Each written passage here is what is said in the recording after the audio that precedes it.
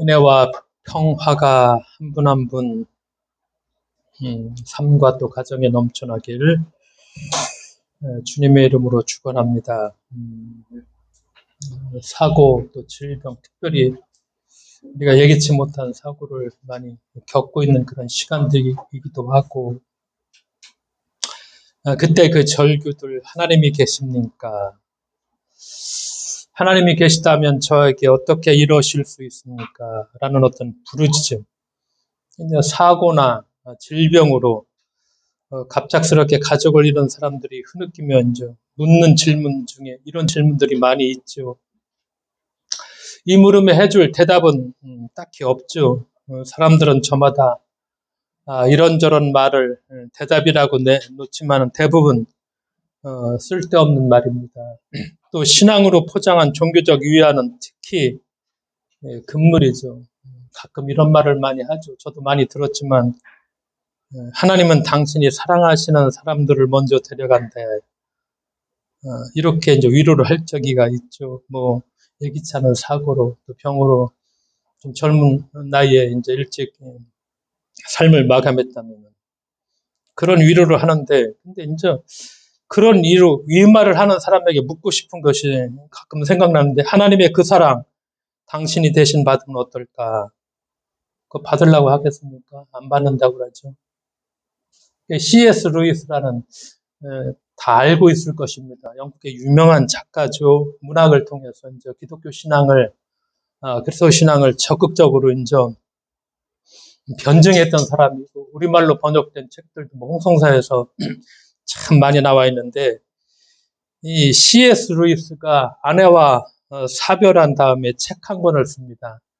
헤아려 본 슬픔이라는 책인데 우리말로 번역이 돼서 나왔는데, 이게 루이스가 암으로 투병하다가 세상을 떠난 아내를 향한 그리움과 자신이 겪은 상실의 고통을 책에 잘 남겨놓았습니다. 때로는 막 격렬하게, 때로는 담대하게 자신이 겪은 상실의 고통을 그 책에서 적어 나갑니다. 근데 그 책에서 여러 번 생각해 볼 그 글귀가 있는 문장이 있는데, 루이스가 이렇게 얘기합니다. 내게 종교적 진리에 대해 말해주면 기쁘게 내가 잘 그걸 듣겠다 줘. 종교적 의미에 대해서 말해주면 내가 순종하면서 듣겠다. 그러나 종교적 위안에 대해서는 말하지 말라. 그러면은 당신을 모른다고 나는 당신을 의심할 것이다. 이렇게 그 책에서 이제 적어 나가고 있습니다. 그러니까 아내와 사별한 후 루이스에게 주변에 많은 신자들이 교회도 생활을 잘했으니까 루이스에게 많은 말을 건넸습니다. 그렇게 희망 없는 사람처럼 슬퍼해서는 안 된다. 좋은 곳에 갔으니까 오히려 병으로 고통받다가 오히려 좋은 곳에 갔으니까 오히려 기뻐해야 한다는 등 이런저런 종교적 위안을 이제 루이스에게 막 얘기하기 시작하죠.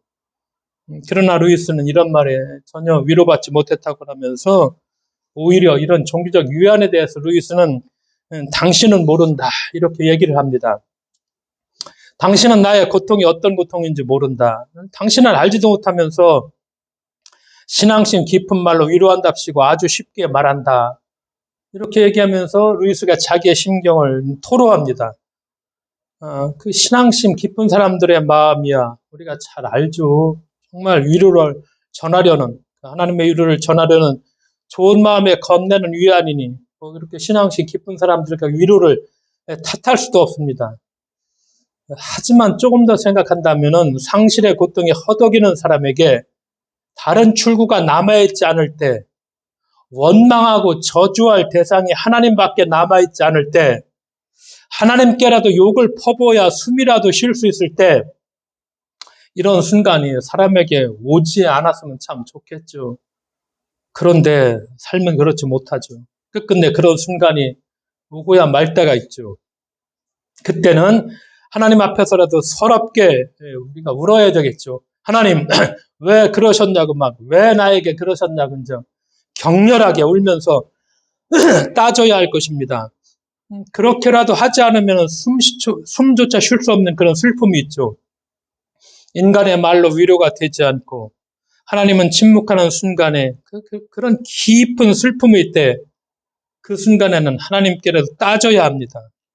하나님이라도 당연히 원망해야 하죠. 그래야 겨우 숨을 쉴 수 있는 사람, 그런 사람에게 신앙심 깊은 마음만 가지고 늘어놓는 종교적 위안은 슬퍼하는 사람의 숨통을 막아버릴 때가 많이 있습니다. 원망이라도 해야 겨우 살 수 있는 사람에게 섣부른 종교적 위안은 살 길을 끊어버립니다. 하나님이 좋은 곳으로 부르신 거다. 하나님을 원망하지 말라. 그렇다면 그 사람은 이제 누구를 향해 울부짖어야 하는가? 그러니까 하나님께라도 울부짖을 수 없다면 그의 눈물은 도대체 어디로 삼켜야 하나? 하나님도 원망할 수 없고 하나님도 욕할 수 없다면 그는 도대체 어떻게 살아야 할 것인가? 간혹 우리가 이 욥을 의인이라고 얘기하죠. 근데 욥이 이제 절망 중에 뭐라고 얘기하죠?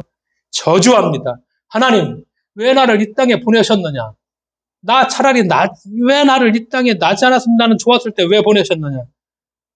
그때는 이해 못하는, 야, 의인이 이럴 수 있나 하지만, 지금은 진짜 조금, 아주 조금, 그 욥의 이런 마음을 이해할 수가 있더라고요. 그렇겠구나. 내가 욥의 그 고통을 10,000분의 1이라도 이해할 수 있다면, 욥의 마음이 이렇겠구나. 이래서 이 욥이 이렇게 원망했구나. 이 마음을 조금이라도 이제 이해할 수 있는 뭐라고 하기 여지가 생겼다고 할까? 박완서 잘 알죠. 정말 신실한 개톨릭 신자죠. 근데 박완서가 1988년에 남편이 죽죠. 사고로. 그 다음에 또 아들하고 딸 하나가 있는데 이 아들 보통 아들이 아니에요. 의대생입니다. 참 박원서가 이 아들 하나고 또 딸 누나도 있지만 정말 아들을 사랑했죠. 근데 아들이 사고로 죽었습니다. 같은 해에 남편과 의대생 아들이 사고로 연달아 죽죠. 근데 박완서 그때 작가가 상실해져서 써내려간 일이 한 말씀만 하소서, 이게 생활성서에서 자기가 일기를 적은 글이 나중에 책으로 나왔는데, 이 책에 보면은 그 당시에 정말 하나님을 향해서 원망, 살기가 퍼득퍼득 느껴지는 그런 독설, 살기가 느껴지는 저주, 이걸 하나님에 다 쏟아냅니다. 이러실 수 있느냐? 나 끝까지 나 살아서 당신한테 복수할 거다. 박완서가 그 아버지와 사랑하는 아들을 불시에다 잃어버리고서 그 상실감이 퍼붓는데 그 퍼붓는 얘기가 원망과 저주와 독설이 섞이고 살기가 느껴지기도 하고, 고통의 시간이 지난 후 고통의 시간을 박완서가 회고합니다. 저도 근래 처음으로 그때 쓴 것을 다시 읽어보면서 내가 이렇게 썼나 놀라고 민망합니다. 순전히 하나님에 대한 부정과 회의와 포악과 저주로 처음에 그 일기가 일관돼 있다 이렇게 얘기합니다. 그러나 가장 강한 부정은 가장 강한 긍정을 전제로 하지 않고서는 불가능하다 이렇게 얘기하면서, 만일 그때 나에게 포악을 부리고 질문을 던질 수 있는 그분조차 안 계셨더라면 나는 어떻게 되었을까 가끔 생각해 본다 이렇게 박원서가 얘기합니다. 그러면서 박원서가 뭐라고 얘기하냐면은 살긴 살았겠죠. 사람 목숨이란 모진 거니까. 그러나 지금보다 훨씬 더 불쌍하게 살았으리라는 것만큼은 환히 보이는 듯하다. 이렇게 박완서가 얘기합니다. 하나님은 고통의 끝자락에서 부를 수 있는 마지막 이름이죠. 기도가 원망이 되고 원망이 저주가 되고 심지어 살이마저 느껴져 울음이 비명처럼 터져나오는 순간, 그 순간을 견디어줄 수 있는 유일한 존재는 오직 우리가 하나님뿐이죠. 그래서 저주하고 원망하고 욕할 수도 있죠. 우리가 위로할 수 있는 방법이 어떤 것이 있을까요? 그저 가만히 손을 잡아주거나 기대어 울 수 있는 어깨를 내어주거나 가만히 등을 토닥여 줄 수 있을 뿐이라는 것. 그것도 아니면 울부짖는 소리를 먹먹한 마음으로 들어줄 뿐이라는 것. 이외에 다른 애도의 방법을 잘 알지 못하겠더라고요. 혹시라도 더 좋은 애도의 방법이 있으면은 이런 방법이 있다 좀 알려줄 수 있는, 가만히 손을 잡아준다는 거, 기대어 울 수 있는 어깨를 내어준다는 거, 가만히 등을 토닥여 줄 수 있다는 거, 그 울부짖는 소리를 먹먹한 마음으로 들어줄 뿐이라는 거, 우리가 늘 섣부른 애도 좀 더 우리가 깊이 생각해 볼 수 있는, 그래서 오늘은 밤에 대한 이야기를 좀 잠깐 해보려고 합니다. 밤과 같은 시간, 또 세월, 인생의 밤을 우리가 지낸 적이 있죠. 또 지내고 있는 사람들도 있고, 밤은 누구에게나 외로운 시간이죠. 밖은 어둡고 사람들은 이불 속에서 내일을 기다리며 눈을 감는다. 이것이 밤이죠. 켄트 하르트가 밤에 우리 영혼은, 이런 책, 우리말로 번역돼 나온 책인데, 이것도 이러한 밤의 시간에서 출발하는 그런 이야기가 있죠. 그 켄트 하르트의 밤에 우리 영혼은 이라는 책에 보면은 바로 이웃집에 에디와 루이스라는 배우자가 둘 다 죽어서 이제 에디는 여자고 루이스는 남자죠. 둘이 이제 이웃집에 둘이 노년의 시간을 홀로 견디고 있죠. 어느 날 에디는 루이스에게 이제 제안을 합니다. 자신과 함께 밤을 보내지 않겠냐고 이렇게 제안하죠. 어떤 뭐 사랑을 나누자는 게 아니라 단지 밤을 함께 견디어 보자는 것입니다. 고심하던 루이스가 에디의 제안을 받아들이고 두 사람은 함께 밤을 견디기 시작을 합니다. 잠옷을 입고 서로의 침대에 누워 대화도 하고 웃기도 하면서 밤을 지냅니다. 차츰 서로를 알아갑니다. 이제는 이들에게 밤은 이전과 다른 시간이 되어가죠. 더 이상 외롭지만은 그런 시간들, 물 좀, 그런 시간들이죠. 사별이 오랜 시간 홀로 살아온 이들과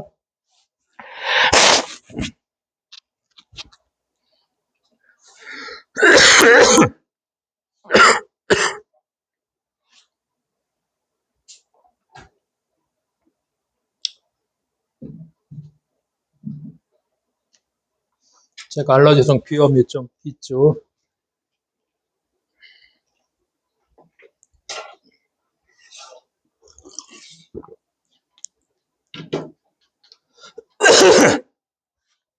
사별하니 오랜 시간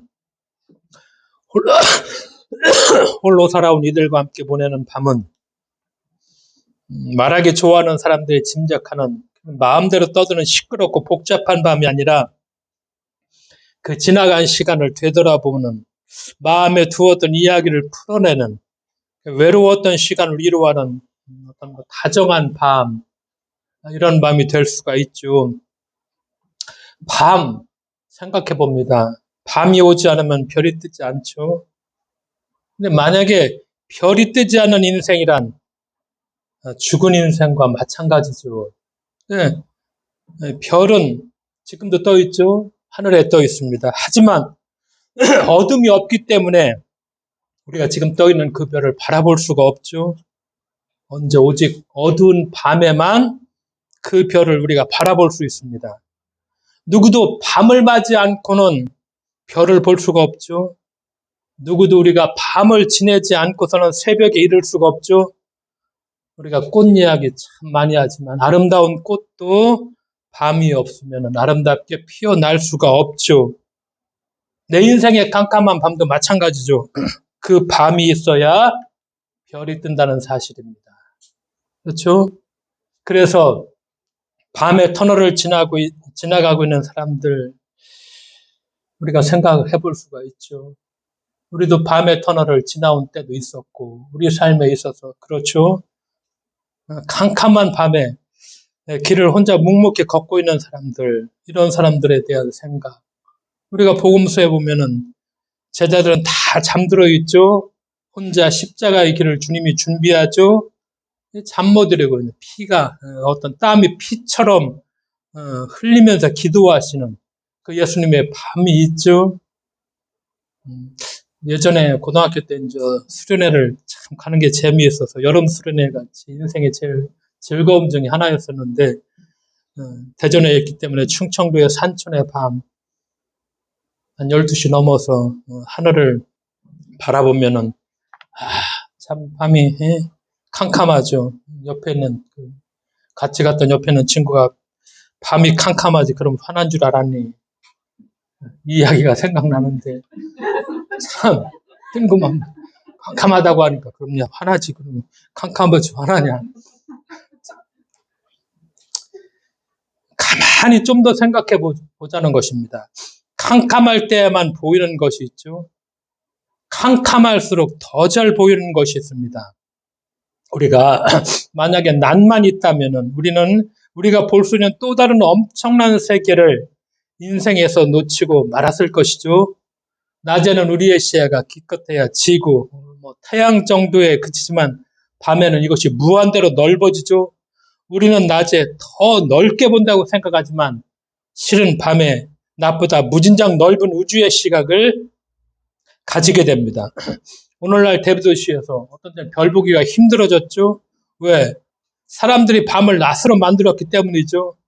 밤을 낮으로 만든 우리들의 의식 속에 어쩌면 밤은 불필요한 것. 그래서 극복되어야 될 어쩌면 이런 것으로 남아있을 수도 있는 참 지구와 태양 너머의 무한 공간에 대한 감각을 말살시키는 아주 근시안적인 생각이죠. 왜? 바빠 현대인들이. 낮은 참 바쁜 일에 묻혀 살아가죠. 할 일이 밀려들어. 이제 찾아오는 어둠이 달가올 수가 없죠. 그래서 될 수 있으면 막 밤을 몰아내려고 온갖 조명을 다 밝히죠. 그래서 대도시에서 우리가 만나는 밤은 더 이상 밤이 아니라 낮에 불완전한 형태일 뿐이라는 그런 느낌. 왜? 너무 화나니까. 다 켜놨으니까. 낮이 모자라서. 그렇죠. 밤을 몰아내버린 어쩌면 우리 시대의 밤일 수가 있죠. 눈에 직접 보이는 것에 세계가 닫히는 시간이 오면은 생각지 못했던 다른 감각이 우리 안에서 열립니다. 눈 뜨면 보이지 않던 것을 눈을 감으면은 보이기 시작한다는 것. 그래서 가장 쉽게 기도하는 시간은 자연스럽게 가르쳐 주죠. 기도하는 손을 눈 뜨고 그린다. 이게 좀 그렇잖아요. 그러니까 기도하는 손은 다 어떻게 눈을 감고 있습니다. 감겨진 눈이죠. 더 큰 것을 향해 가슴을 열려면 육체의 눈을 감아야 되죠. 아무것도 보지 말아야 비로소 보이는 것이 있습니다. 아무것도 들을 수 없어야 비로소 들리는 것이 있습니다. 우리가 눈을 감고 떠올리고 간혹 눈을 감고 떠올리는 친구의 모습 생각나죠? 정말 속까지 다 내주는 그런 우정 이것이 막 생각납니다. 눈을 감고 가끔 기억해내죠. 내 삶이 지금까지 왔는데 내 삶에 참 은인 정말 도움을 준 그런 분들 벅찬 고마움이라는 걸 보여주죠. 눈을 돌이켜서 우리가 눈을 감고 돌이켜서 어머니의 모습 마다하지 않은 어떤 그런 희생 이것을 보여주죠. 눈을 감고 볼 수 있는 것들 눈을 감으면 여기저기 좋은 사람들이 마음 가득 다가오죠. 심지어 이미 세상을 떠난 사람들까지도 막 다가옵니다. 그래서 떠올릴 수 있는 사람이 있는 사람은 행복하죠. 만약에 이렇게 눈을 감았는데도 떠올릴 수 있는 사람이 없다면은 불행한 삶일 것입니다. 지금이라도 떠올릴 수 있는 사람들을 그런 기억들을 우리가 당연히 많이 만들어 놔야 되겠죠. 떠올린다는 건 양심을 일깨워주죠. 떠올린다는 건 인생의 방향을 주죠. 떠올렸다는 건 죽었던 마음을 다시 살려주기도 합니다. 그래서 떠올릴 수 있다는 것의 가장 적절한 장소가 밤이죠. 눈을 뜨면 죽은 것으로 보이는 많은 것이 눈을 감으면 막 여기저기서 살아나기 시작하죠.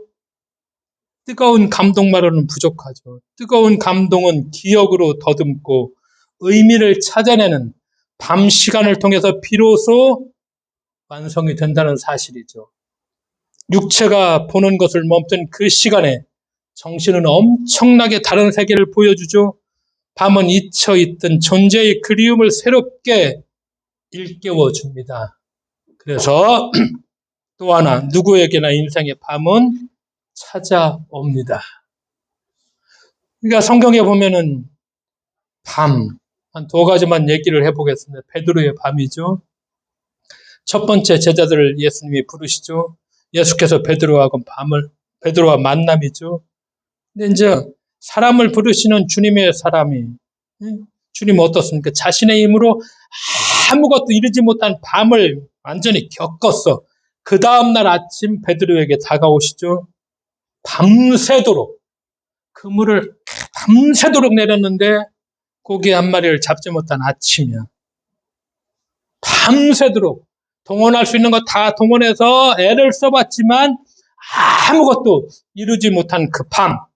그래서 호수 깊은 곳에서 불안과 걱정으로 억센물과 바람과 추위와 싸우고도 허무만이 담긴 그물을 끌어올리는 밤. 그래서 불안은 절망이 되어가지고 이 절망과 걱정은 포기가 되어가는 밤. 그런데 그 밤이 어떤 밤이냐? 이제 날이 새면은 다가오실 예수님의 말씀을 들을 준비를 시켜주는 그런 역설적인 밤이기도 했죠. 그래서 베드로가 얘기하죠. 선생님, 저희가 밤새도록 애썼지만 한 마리 못 잡았습니다. 그러나 선생님께서 말씀하시니 그물을 치겠습니다.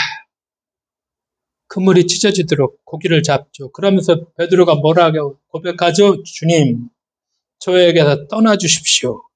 저는 죄인입니다. 이렇게 베드로가 고백합니다. 빈 그물에 밤을 겪은 베드로였기에 이 고백이 가능했죠. 겸손한 자기 고백이 가능했다는 것이죠. 밤의 체험을 통해서 예수님을 새롭게 이해했다는 것이죠. 요한복음 13장 30절에 가룟 유다의 밤도 있죠. 초의 만찬을 드시고 발을 씻겨주시고 그리고서 예수님이 말씀하시죠. 너희 중에 하나가 나를 팔리다 하면서 떡 한 조각을 가져다 주는 자가 그리라 하시고 그 한 조각을 적셔서 누구에게 주냐? 유다에게 주시죠. 그러니까 유다가 그 조각을 받고 나가니 곧 밤이러라. 요한복음 기자가 이렇게 얘기합니다. 밤이러라. 요한복음의 밤은 빛과 대조되는 의미죠. 빛보다 어둠을 사랑하는 유다죠. 그래서 예수님을 떠나면은 어떻게? 어두운 밤. 이걸 상징적으로 얘기하면서 그때가 밤이러라. 이렇게 얘기합니다. 어둠 가운데 배신의 역사가 이루어져 왔다는 것이죠. 그래서 사도 바울은 열매 없는 어둠의 일에 참여하지 말라. 그러니까 요한복음을 쭉 읽어보면 밤을 강조합니다. 왜? 밤이 지니는 의미가 있다는 것이죠. 어두움이라는 것. 이 밤이 어두움이라는데 이 의미는 뭐냐? 경고를 하는데 듣지 않고 끝까지 버티고 고집하는 사람이 문을 열고 나가는데 나가보니까 밤이더라. 어둠이 깔려 있다는 거. 밤길을 혼자 걸어갔던 유다의 마음은 어떤 색, 무슨 마음이었을까? 그 밤길보다 더 어두운 색은 아니었을까? 그러니까 신앙적인 실패를 밤이라는 이미지를 통해서 상징적으로 요한복음이 묘사하고 있죠. 가룟 유다의 그 어두운 밤, 경계해서 성찰, 이것이 회개에 돌이키는 밤이 아니라 그는 실패하는 밤, 이걸 배신의 역사가 이루어진 밤임을 성경에서 말씀하고 있죠. 이런 밤도 있다는 것이죠. 또 하나 우리가 너무나 잘 알고 있는 누구의 밤이죠? 야곱의 밤입니다. 씨름하는 야곱, 밤새도록 창세기 32장에 그렇죠.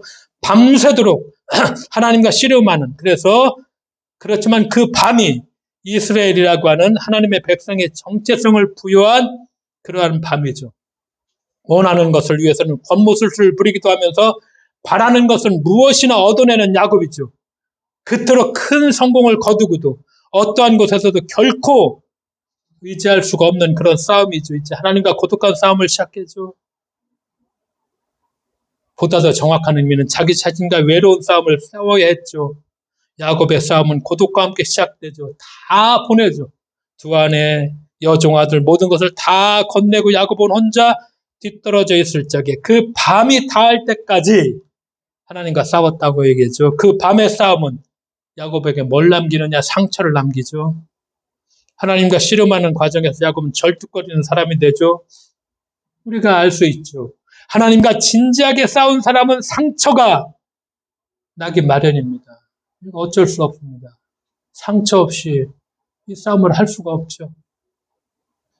인간의 어처구니 없는 자기 주장이 멈춘 곳에서만 하나님의 말씀은 시작하죠. 인간이 소유에만 급급할 때 하나님은 존재를 살피라고 말씀하시죠. 인간의 힘과 권력을 추구할 때 하나님은 당신을 온전히 비우심을 통해서 권능을 나타내죠. 인간이 자신의 권능을 주장할 적에 하나님은 오직 믿음을 통해서 라고 말씀하죠. 그러면서 상처를 무서워하지 말아야 될 것입니다. 야곱은 절뚝거리게 되죠. 새로운 사람이 되죠. 만약에 우리가 믿음의 길을 걸어가는데 이 상처를 무서워하면 당연히 믿음을 포기하게 되어 있습니다. 믿음은 끊임없는 자기 부정이죠. 우리가 한구한 하나님의 논리에 우리가 이런 상처를 통해서 정말로 온전히 나를 죽이고 온전한 순종, 이해하는 대답을 우리가 하나님께 드릴 수 있죠. 요셉은, 우리가 말한 대로 야곱은 자기의 환도뼈가 좀 부러짐을 통해서 새로운 인물, 그렇죠. 새로운 사람으로 거듭나고 우리가 상처를 통해서 우리는 어떻게 되죠? 정말로 조금씩 성숙해 간다는 것이죠. 그래서 우리가 돈이나 권력이나 부귀나 이런 영화를 목표로 삼지 않고 하나님 안에서 끊임없이 의미를 추구하면서 자신을 비우려고 애쓰는 그런 사람이 되고자 한다면은 세상에서 절뚝거리는 모습으로 나타날 수밖에 없다는 것을 야곱은 우리한테 보여줍니다. 하나님 안에서 쉬기까지 인간은 불안할 수밖에 없다는 체험이 야곱의 골수에 사무쳤습니다. 하나님과 결혼은 야곱의 싸움은 결국 자기 자신과 결혼의 싸움이죠. 그러니까 자기 자신의 존재를 놓고서 스스로가 자신이 존재의 주인이 돼버리려는 내가 내 욕심, 내 탐욕 이것의 주인이 돼버리려는 그 존재의 주인이 돼버리려는 그런 것과 또 하나 자신의 존재의 주인이 정말 네 존재의 참 주인은 하나님이라고 하는 자신의 내면에서 말씀하시는 그 하나님과 싸움에서 싸울 수뿐이 없고 이 싸움을 할 수뿐이 없고 그래서 이 싸움을 통해서 상처를 통해서 야곱이라는 새로운 인물이 나타나죠. 그 밤이 야곱의 존재를 바꾼 밤이죠. 이 밤을 야곱이 이스라엘이라는 새 이름을 얻게 되었죠. 이름의 변경이 존재의 변화를 의미하고 존재의 변화는 삶을 전적으로 바꾸어주죠. 야곱의 밤입니다. 근데 이 밤이 야곱처럼 단 하룻밤이었을지는 모르지만 어떤 사람에게는 이 밤이 1년이 될 수가 있죠. 또 어떤 사람에게는 이 밤이 수십 년이 걸릴 수가 있습니다. 그러나 이거 두려워하지 말아야 됩니다. 우리가 정말 진지하게 우리가 얘기하죠. 부귀 영화가 내 거 아니야. 내가 좀 더 의미 있게 하나님 안에서 이 싸움을 이렇게 살려고 하는 사람은 끊임없이 이 싸움을 할 수뿐이 없고 결국 이 싸움에서 내가 완전히 포기해야 되죠. 도망가거나 상처가 난다고 해서 비겁하게 이거 숨어버리고 그러면 우리는 이거 믿음을 포기하는 것입니다. 이 밤을 통해서 그렇죠. 우리가 조금 더 나아가면 그러나 그 어둠 속에서도 인생의 그 밤에도 하나님은 언제나 함께 하신다는 것이죠. 4살짜리가 아이가 남산만큼 부른 어머니의 배를 만지며 말을 하죠. 엄마, 내 동생이 있는 이 안은 어둡겠지. 그러니까 엄마가 그럼 캄캄하지. 그러니까 그 4살짜리가 그럼 혼자 그 안에 있으니까 무섭겠네. 엄마가 아마 아닐 거냐. 왜냐하면 엄마 안에 있잖아. 그러니까 4살짜리가 그렇겠구나. 태중 아이가 어둠 속에 혼자 있지만 사실은 어둠 속에 혼자 있는 것이 아니라 엄마 속에 엄마와 함께 있는 것이죠. 우리가 어둠 속에 혼자 있는 것처럼 느껴질 때도 있을 것입니다. 그러나 그때도 사실은 어둠 속에 혼자 있는 것이 아니라 하나님의 품 속에 있는 것이다. 성경은 이것을 증언합니다. 하나님이 함께 하신다. 우리가 알지 못하지만 이 4살짜리 아이가 엄마하고 질문하는 걸 통해서 그렇죠. 하나님은 함께 하신다고 말씀하시죠. 태중의 생명은 가장 어두운 곳에 홀로 있지만 아무 소리도 들리지 않고 아무런 손길도 느끼지 못하지만 이 세상에서 가장 사랑받고 있다는 것. 엄마는 아이가 듣지 못하지만 태중의 아이에게 계속 말을 하죠. 엄마는 아이가 느끼지 못하지만 계속 태중의 아이를 어루만져 줍니다. 우리가 어둠 속에 있을 적에 하나님은 그 어떤 때보다 우리를 사랑하신다는 것, 우리 가까이에 계신다는 것, 우리를 돌보아 주신다는 것, 우리를 품에 안아 주신다는 것. 그리해서 우리에게 마지막에 말씀하셨죠. 마지막하게 내가 여기 있다. 내가 여기 함께 있으니 너와 함께하니 두려워하지 말라. 이렇게 말씀하시죠. 가끔 마당에 놀고 있던 어미닭이 갑자기 병아리를 막 불러 모으죠. 그리고 날개 속에 병아리를 잘 감추어 둡니다. 왜 그러는가? 하늘에 매가 맴돌고 있죠. 어둠이 우리에게 닥치면 하나님께서는 우리를 은혜의 날개 아래, 고백하는 것처럼 날개 아래 보호해 주신다는 것이죠. 우리가 잘 아는 이야기가 있죠. 인디언들은 아이를 용기 있게 키워주기 위해서 12살이 지나고 13번째 생일이 되면은 눈을 가린 채 아이를 데리고 갑니다. 그리고 그 아이를 깊은 산 중에 홀로 내버려 둡니다. 그 소녀는 홀로 밤을 지내야 됩니다.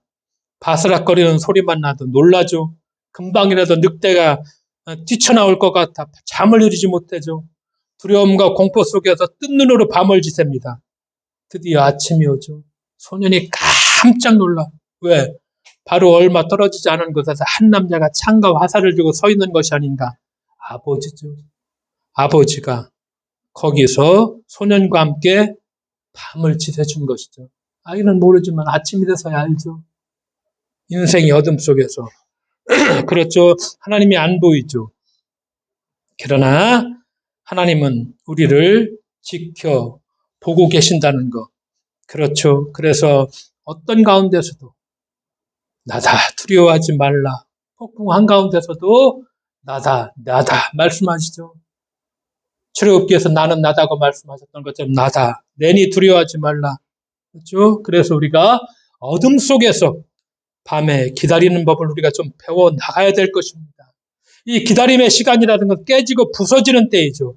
우리가 포도를 밟아 포도주를 만들고 밀을 빻아 빵을 만드는 것처럼 하나님께서도 때때로 우리의 삶을 철저하게 변화시키기 위해 우리를 깨트리고 이렇게 부수어 이런 때가 있죠.